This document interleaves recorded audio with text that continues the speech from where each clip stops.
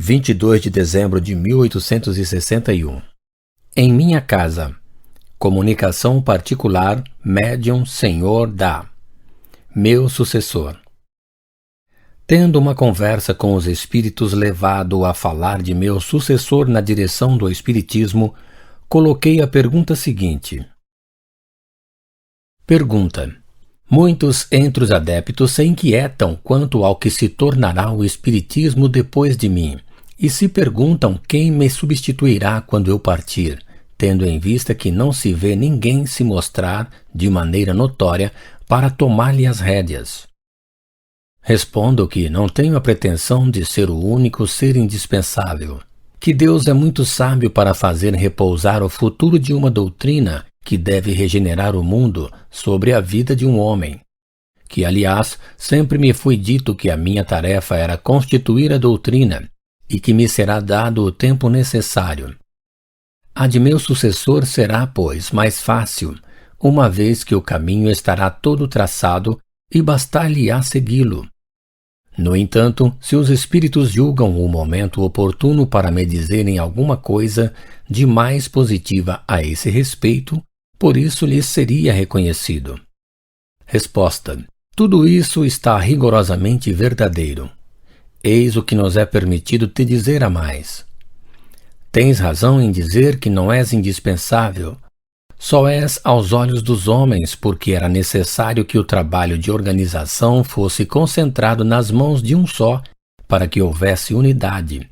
Mas não o és aos olhos de Deus. Foste escolhido, eis porque estás só. Mas não és, como de resto sabes, o único capaz de cumprir essa missão. Se ela fosse interrompida por uma causa qualquer, a Deus não faltariam pessoas para te substituir. Assim seja o que aconteça, o Espiritismo não pode periclitar. Até que o trabalho de elaboração esteja terminado, é, pois, necessário que sejas o único em evidência, porque seria preciso uma bandeira ao redor da qual pudesse se unir. Seria preciso que se te considerasse como indispensável para que a obra, saída de tuas mãos, tenha mais autoridade no presente e no futuro. Seria mesmo preciso que se concebesse medo pelas consequências de tua partida. Se aquele que deve te substituir fosse designado antes, a obra não acabada poderia ser entravada. Formar-se-iam contra ele oposições suscitadas pelo ciúme. Discutir-se-ia antes que tivesse dado suas provas. Os inimigos da doutrina procurariam barrar-lhe o caminho, e disso resultariam cismas e divisões. Ele se revelará, pois, quando o momento chegar. Sua tarefa será tornada mais fácil, porque, como dizes, o caminho estará todo traçado. Se dele se desviasse, ele mesmo se perderia, como já se perderam aqueles que quiseram se colocar de permeio. Mas será mais penosa num outro sentido, porque haverá lutas mais duras a sustentar. A ti incumbe a responsabilidade da concepção, a ele a da execução. Por isso, esse deverá ser um homem de energia e de ação. Admire aqui a sabedoria de Deus na escolha de seus mandatários.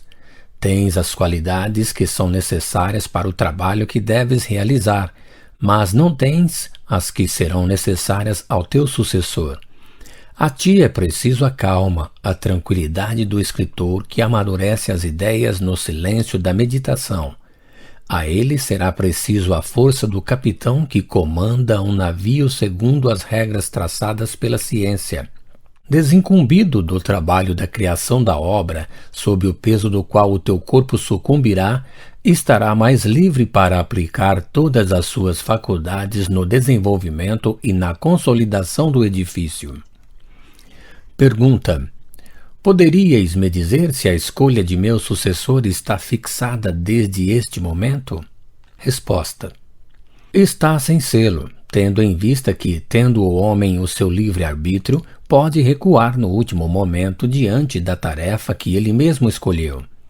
É preciso também que ele dê provas de capacidade, de devotamento, de desinteresse e de abnegação. Se não estiver movido senão pela ambição e o desejo de evidenciar-se, certamente será posto de lado. Pergunta: sempre foi dito que vários espíritos superiores devem se reencarnar para ajudar o movimento. Resposta: sem dúvida, vários espíritos terão essa missão, mas cada um terá a sua especialidade e agirá pela sua posição sobre tal ou tal parte da sociedade. Todos se revelarão pelas suas obras, e nenhum por uma pretensão qualquer à supremacia. Imitação do Evangelho. Segur, 9 de agosto de 1863, Médium Senhor Dá. Nota: eu não tinha comunicado a ninguém o assunto do livro no qual trabalhava. Tivera-lhe o título de tal modo em segredo que o editor, Sr. Didier, não o conheceu senão quando da impressão. Esse título foi de início para a primeira edição. Imitação do Evangelho. Mais tarde, sobre as observações reiteradas do Sr. Didier e de algumas outras pessoas, foi mudado para o de O Evangelho segundo o Espiritismo. As reflexões contidas nas comunicações seguintes não poderiam ser o resultado de ideias preconcebidas do médium. Pergunta: que pensais da nova obra em que trabalham neste momento? Resposta: esse livro das doutrinas terá uma influência considerável. Nele aborda as questões capitais e não só o mundo religioso. Nele encontrará as máximas que lhe são necessárias. Mas a vida prática das nações nele aurirão excelentes instruções. Fizeste bem em abordar questões de alta moral prática do ponto de vista dos interesses gerais, dos interesses sociais e dos interesses religiosos. A dúvida deve ser destruída. A Terra e as suas populações civilizadas estão preparadas.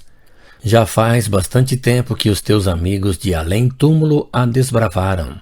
Lança, pois, a semente que te confiamos, porque é tempo de que a Terra gravite na ordem irradiante das esferas e que saia, enfim, da penumbra e dos nevoeiros intelectuais. Acaba a tua obra e contem com a proteção de teu guia, nosso guia de todos, e com o concurso devotado de teus mais fiéis espíritos, no número dos quais queira muito sempre me contar. Pergunta: que dirá disso o clero? Resposta: o clero clamará a heresia, porque verá que nele atacas firmemente as penas eternas e outros pontos sobre os quais apoia a sua influência e o seu crédito. Clamará tanto mais que se sentirá muito mais ferido do que pela publicação de O Livro dos Espíritos, do qual, a rigor, podia aceitar os princípios dados. Mas no presente vais entrar num novo caminho onde ele não poderá te seguir. O anátema secreto tornar-se-á oficial e os espíritas serão rejeitados junto aos judeus e aos pagãos pela Igreja Romana.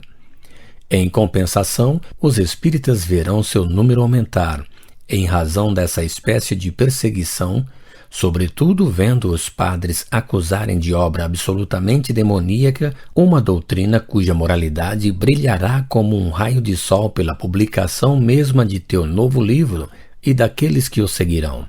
Eis que a hora se aproxima em que será preciso declarar abertamente o Espiritismo por aquilo que ele é, e mostrar a todos onde se encontra a verdadeira doutrina ensinada pelo Cristo.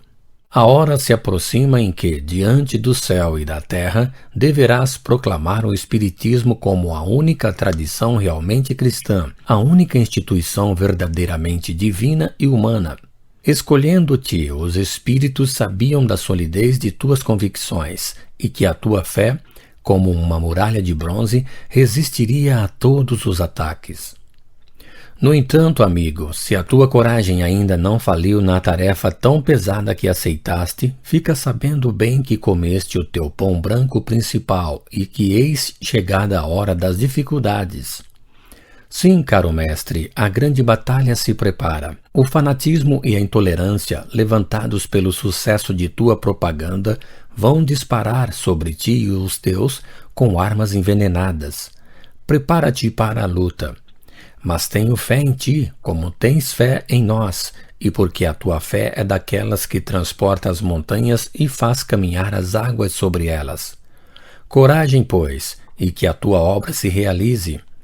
Conta conosco, e conta sobretudo com a grande alma do nosso mestre de todos, que te protege de um modo tão particular.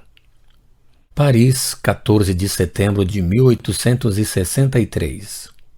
Nota: tinha solicitado para mim uma comunicação sobre um assunto qualquer e pedi que me fosse enviada para o meu retiro de Saint-André. Quero muito te falar de Paris, embora a utilidade disso não me pareça demonstrada, tendo em vista que as minhas vozes íntimas se fazem ouvir ao teu redor e que o teu cérebro percebe as nossas inspirações com uma facilidade da qual tu mesmo não desconfias. Nossa ação, sobretudo a do Espírito de verdade, é constante ao teu redor e tal que não podes recusá-la. É porque não entrarei em detalhes ociosos a respeito do plano de tua obra que tens, segundo os meus conselhos ocultos, tão largamente e tão completamente modificado. Compreendes agora por que tínhamos necessidade de tê-lo sob a mão, livre de toda a outra preocupação senão daquela da doutrina. Uma obra como a que elaboramos juntos tem necessidade de recolhimento e de isolamento sagrado. Sigo com um vivo interesse os progressos de teu trabalho, que são um passo considerável para a frente e abrem, enfim, ao Espiritismo o largo caminho das aplicações úteis para o bem da sociedade. Com essa obra, o edifício começa a se livrar de seus alicerces e já se pode entrever a sua cúpula se desenhar no horizonte. Continua, pois, sem impaciência, como sem cansaço. O monumento estará acabado na hora fixada. Já nos entretivemos com questões incidentes do momento, quer dizer, com questões religiosas. O Espírito de verdade falou-te das revoltas que ocorrem nesta hora. Essas hostilidades previstas são necessárias para manter desperta a atenção dos homens, tão fáceis em se deixar desviar de um assunto sério. Aos soldados que combatem pela causa vão se juntar incessantemente novos combatentes, cujas palavras e cujos escritos farão sensação e levarão a perturbação e a confusão às fileiras de nossos adversários. Adeus, caro companheiro de outros tempos, discípulo fiel da verdade, que continua, através da vida, a obra a qual juramos outrora. Nas mãos do grande Espírito que te ama e que te venera, consagrar as nossas forças e as nossas existências até que ela esteja acabada. Saudação a ti. Nota: o plano da obra fora, com efeito, completamente modificado, o que, seguramente, o médium não poderia saber, uma vez que estava em Paris e eu em Saint-André. Também não poderia saber que o Espírito de verdade me falara a respeito da revolta do bispo de Alger e outros. Todas essas circunstâncias estavam bem feitas para me confirmarem a parte que os espíritos tomavam em meus trabalhos.